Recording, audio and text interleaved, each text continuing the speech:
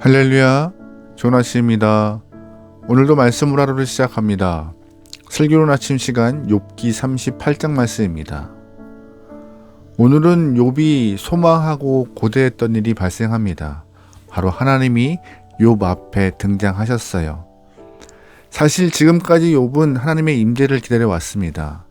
하나님이 본인 앞에 등장하시면 내가 당하고 있는 고통과 어려움이 모두가 다 해소가 될 것임을 기대했고, 또한 본인이 갖고 있던 질문에 대해서 응답하시리라 믿고 있었기 때문에 하나님을 기다렸습니다. 그런데 의외로 하나님은 욥에게 대답보다 질문을 더 쏟고 계셨습니다. 먼저 하나님은 욥에게 자세를 바르게 하고 나의 말을 잘 듣고 대답하라 말씀하시는데요. 1절 말씀이에요. 그때 여호와께서 폭풍우 가운데 욥에게 말씀하여 이르시되 무지한 말로 생각을 어둡게 한 자가 누구냐? 너는 대장부처럼 허리를 묶고 내가 내게 묻는 것을 대답할지니라. 아멘. 사실 욥은 이전에 하나님께 많은 질문을 했었습니다. 그래서 이제 답을 듣고 싶은 상황이에요. 나는 왜 이러한 상황에 놓여 있는지, 내 고통의 뿌리가 어디에 있는지, 나는 왜 이러한 벌을 받는지 아무리 생각해도 나는 죄가 없는데 내 죄가 무엇인지에 대한 답을 듣고 싶은 욥의 마음이 강했습니다. 하지만 하나님은 욥의 질문에 답을 하지 않으세요. 오히려 그냥 대장부와 같이 허리를 동이고 내가 묻는 말에 답을 잘 해야 한다라고 욥에게 반문하시려고 준비를 하고 계시죠. 38장의 내용을 쭉 읽어보면요, 하나님은 욥에게 많은 질문을 하시는데 그 질문은 크게 두 가지로 나눌 수가 있습니다. 하나는 창조에 대한 질문이고 또 하나는 욥의 지식에 대한 질문이에요. 먼저 창조에 대한 질문을 하십니다. 4절 말씀이에요. 내가 땅의 기초를 놓았을 때 내가 어디에 있었느냐? 내가 깨달아 알았거든 말할지니라. 8절 말씀입니다. 바다가 그 모태에서 터져나왔을 때 문으로 그것을 가둔 자가 누구냐? 아멘. 하나님은 욥에게 땅의 기초가 놓아 있을 때 너는 어디에 있었고 바다가 터져나와서 한 곳에 모은 존재가 누구냐라고 욥에게 질문하시죠. 이 질문은 창조 때 일어난 일들에 대해서 네가 아는 것이 있느냐라고 하나님은 말씀하시는 건데, 욥이 알 수 없는 부분이잖아요. 창조할 때 존재하지 않았던 욥에게는 어려운 질문이에요. 보지도 못했고 듣지도 못했고 경험하지 못했던 부분에 대해서 욥이 창조할 때 일어난 일들을 안다는 것은 불가능하죠. 그러나 하나님은 창조할 때의 일들을 욥에게 질문하시면서 욥의 무지를 드러내고 싶었던 의도를 갖고 질문하시는 거였습니다. 욥아, 네가 아는 것이 많은 것처럼 말하지만 너 아는 거 별거 없어라는 답을 주고 싶었던 것이죠.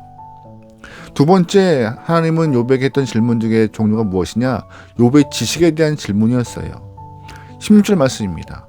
네가 바다의 샘에 들어갔었느냐? 깊은 물 밑으로 걸어다녀 보았느냐? 아멘. 바다의 샘, 깊은 물 밑을 어떻게 알겠어요? 욥이 과학자도 아니고 창조자도 아닌데 알 수 없는 부분에서 또 하나님은 질문하십니다. 게다가 하나님은 세상의 근원이었던 창조의 뿌리를 갖고 질문하세요. 18절 말씀이에요. 땅의 너비를 네가 측량할 수 있느냐? 네가 그 모든 것들을 다 알거든 말할지니라. 22절 말씀입니다. 네가 눈 곳간에 들어갔었느냐? 우박 창고를 보았느냐?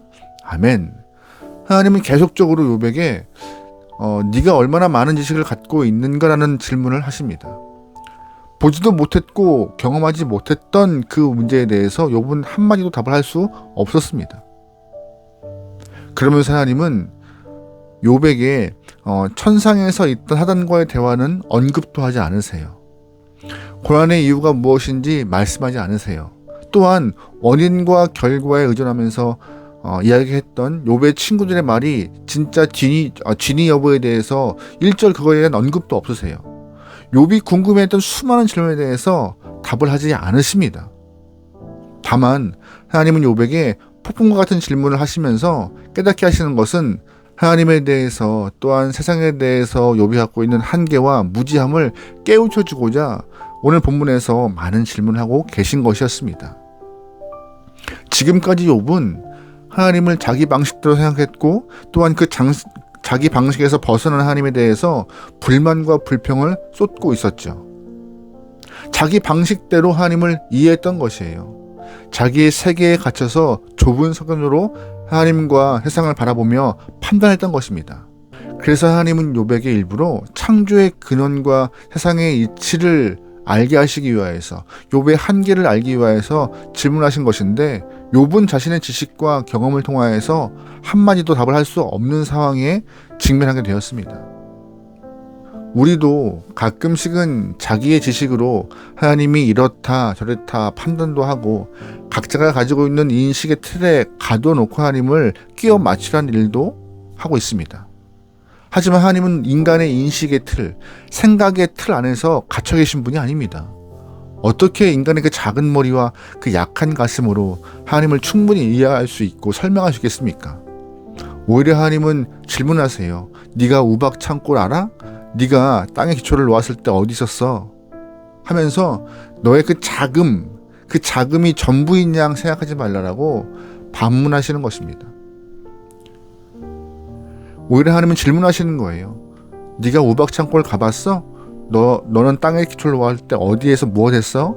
라고 말씀을 하시면서 우리의 한계와 무지함을 끄집어내어서 하나님 앞에 작은 존재임을 깨우쳐 주시는 것입니다. 오늘 우리는 인생 가운데 수많은 일들을 경험할 것입니다. 그러나 이해할 수 없는 일들이 더 많은 상황이 발생해요. 하지만 그 이해할 수 없는 상황에서도 분명한 것은 하나님의 보이지 않는 섭리와 손길이 있음을 우리는 기억해야 하고 믿어야 합니다. 그 섭리와 손길을 인정할 때 그걸 믿음이라 말씀하시는 것이고, 그 믿음을 통하여서 하나님은 우리를 이쁘다 말씀하시는 것이죠. 오늘 하루 하나님의 섭리와 손길을 인정하시면서 주님의 신비하심과 동행하심을 기대하며 여러분의 신앙의 삶이 아름다움으로 점철되길 소망합니다. 하나님은 우리에게 시간을 주신 이유는 믿음으로 주님의 손길을 기대하며 주의 섭리를 신뢰하며 나가라 하시는 하나님의 기회입니다. 그 기회를 잘 살려서 아름다운 믿음의 열매를 많이 맺기를 주의 이름으로 축원합니다. 아멘. 기도하시겠습니다. 하나님, 우리는 이 땅에서 많은 일들을 경험하지만 이해할 수 없고 납득할 수 없는 일들이 더 많음을 기억합니다. 이 작은 머리와 약한 가슴으로 어떻게 다 알겠습니까? 하지만 그 어려운 일들, 이해할 수 없는 일들 뒤에 주님의 손길과 섭리와 인도하심이 있으리라 분명히 신뢰하오니 믿음으로 반응하며 믿음으로 주어진 시간 잘 살아내어 하나님과 동행할 수 있는 귀한 영혼들에게 축복하소서. 하나님 살아계심을 신뢰합니다. 또한 신뢰할 때 상 주셔서 우리를 회복시킬 줄 믿습니다. 그러기에 주님을 바라보며 끝까지 믿음 안에서 승리할 수 있도록 우리의 마음을, 우리의 삶을 주관하여 주시옵소서. 모든 걸 맡기오며 예수님의 이름으로 기도합니다. 아멘.